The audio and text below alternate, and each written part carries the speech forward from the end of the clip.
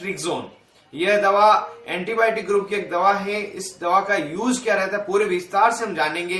किस किस ब्रांड से मार्केट में अवेलेबल हो सकती है, साथ ही इसके साइड इफेक्ट क्या रहते हैं, और इस इंजेक्शन को यदि कोई व्यक्ति लगा रहा है या कोई नर्सिंग स्टाफ लगा रहे हैं और मरीज और नर्सिंग स्टाफ दोनों को क्या क्या सावधानी रखनी होती है, ये सभी बातें मैं आपको इस वीडियो में बताऊंगा। इसलिए इस वीडियो को पूरा देखें जिससे संपूर्ण जानकारी सेफ्ट्रिक्सोन इंजेक्शन के बारे में आप जान सके। हेलो फ्रेंड्स, नमस्ते दोस्तों। सेफ्ट्रिक्सोन एंटीबायोटिक एंटीबैक्टीरियल इंजेक्शन है जो थर्ड जनरेशन सिफलोक्सेपेरिन के ग्रुप की दवा है। यह बैक्टीरिया के इन्फेक्शन को खत्म करने के लिए प्रयोग में लाई जाती है। साथ ही डॉक्टर की फर्स्ट चॉइस मेडिसिन है बैक्टीरियल इन्फेक्शन को खत्म करने के लिए, क्योंकि यह दवा बहुत ही लंबा असर रखती है जिससे कि पेशेंट को कम से कम इंजेक्शन लगाने पड़ते हैं, और यह बैक्टीरिया की सेल की ग्रोथ को, सिंथेसिस को खत्म करके इस बैक्टीरिया को मारता है और इस प्रकार से ये अपना कार्य करता है। इसकी ब्रांड नेम के बारे में बात करते हैं, किस किस नाम से मार्केट में मिल जाती है। तो सबसे इसकी जो पॉपुलर ब्रांड है मोनोसेफ है, मोनोटेक्स है, जोसेफ, जोन, ये सभी इसकी पॉपुलर ब्रांड है। इसके अलावा भी खूब सारे ब्रांड्स मार्केट में अवेलेबल है जो आप आसानी से मेडिकल स्टोर से खरीद सकते हैं, लेकिन इसका जो मूल नाम रहता है सेफ्ट्रिक्सोन ही रहता है। इसकी जो स्ट्रेंथ अवेलेबल है 250 मिलीग्राम, 500 मिलीग्राम, 750 मिलीग्राम, 1 ग्राम और 2 ग्राम, ये सभी इंजेक्शन की स्ट्रेंथ अवेलेबल रहती है। ये आप आसानी से इसको खरीद सकते हैं। अब इस इंजेक्शन के बारे में जान लेते हैं, क्या क्या इसके यूज रहते हैं पूरी डिटेल में।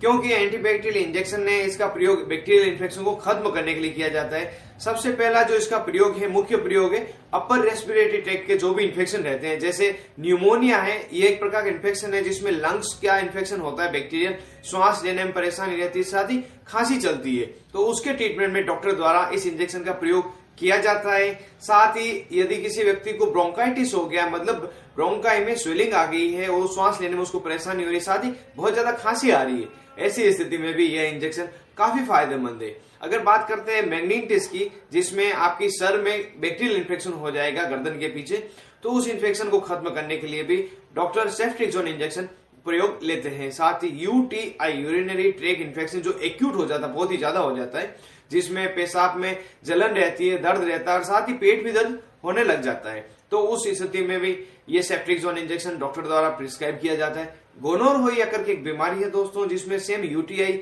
इन्फेक्शन ही है, जिसमें मेल और फीमेल दोनों में ही पेशाब में जलन रहती है, दर्द रहता है, डिस्चार्ज रहता है उनके जननांगों में से, उसके ट्रीटमेंट में भी यह दवा काफी फायदेमंद रहती है। और कोई भी तरह का अगर सर्जरी हो रही है, ऑपरेशन हो रहा है, तो उस दरमियान भी इन्फेक्शन को रोकने के लिए सेफ्ट्रिक्सोन डॉक्टर द्वारा प्रिस्क्राइब किया जाता है। साथ ही कोई यदि आपको घाव हो गया है, कोई ऑपरेशन के स्टिच वगैरह लगे हुए हैं जिसमें आपको मवाद पड़ जाती है, पस पड़ जाती है, उसको सुखाने के लिए, उसको ठीक करने के लिए भी सेफ्ट्रिक्सोन इंजेक्शन डॉक्टर द्वारा यूज लिया जाता है।